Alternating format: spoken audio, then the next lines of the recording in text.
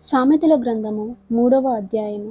నా కుమారుడా, నా ఉపదేశమును మరువకుము, నా ఆజ్ఞలను హృదయపూర్వకముగా గైకొనుము.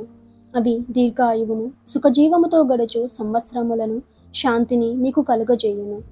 దయను సత్యమును ఎన్నడూనూ నిన్ను విడిచిపోనీయకుము.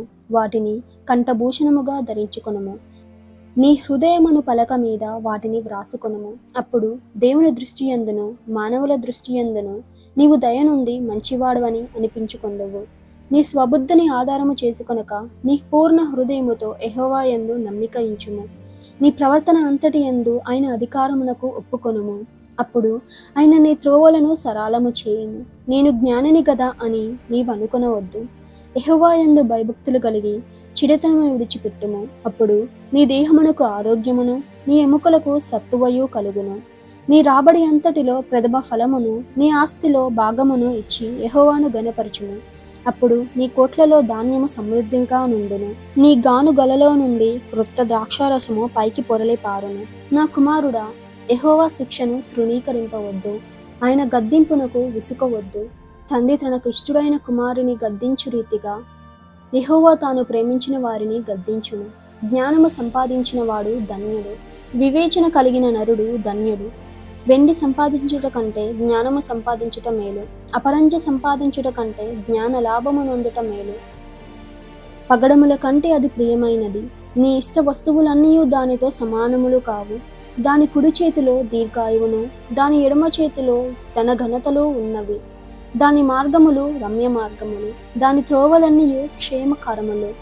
దానిని అవలంబించు వారికి అది జీవ వృక్షమును, దాని పట్టుకొని వారందరూ ధన్యులు. జ్ఞానము వలన యెహోవా భూమిని స్థాపించెను, వివేచన వలన ఆయన ఆకాశ విశాలమును స్థిరపరచెను. ఆయన తెలివి వలన అగాధ జలములు ప్రవాహించుచున్నవి, మేఘముల నుండి మంచు బిందువులు కురియుచున్నవి.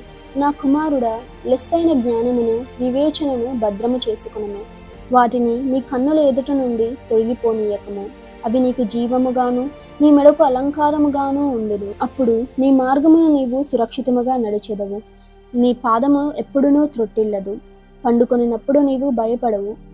నీవు పరుండి సుఖముగా నిద్రించెదవు. ఆకస్మికముగా భయము కలిగినప్పుడు, దుర్మార్గులకు నాశము వచ్చినప్పుడు నీవు భయపడవద్దు. యెహోవా నీకు ఆధారమగును. నీ కాలు చిక్కకుండునట్లు ఆయన నిన్ను కాపాడును. మేలు చేయుట నీ చేతనైనప్పుడు దాని పొందదగిన వారికి చేయకుండా వెనుక తీయకుము. ద్రవ్యము నీ యొద్ద నుండగా రేపు ఇచ్చేదనను పోయి రమ్మని నీ పొరుగువానితో అనవద్దు.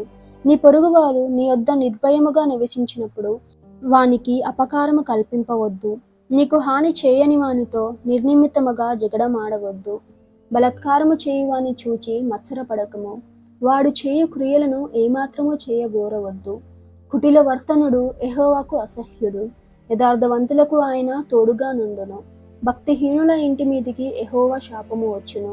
నీతిమంతుల నివాస స్థలమును ఆయన ఆశీర్వదించును. అపహాసకులను ఆయన అపహాసించును. దీనుని ఎడల ఆయన దయచూపును. జ్ఞానులు ఘనతను స్వతంత్రించుకొందురు, బుద్ధిహీనులు అవమానభరితులగుదురు.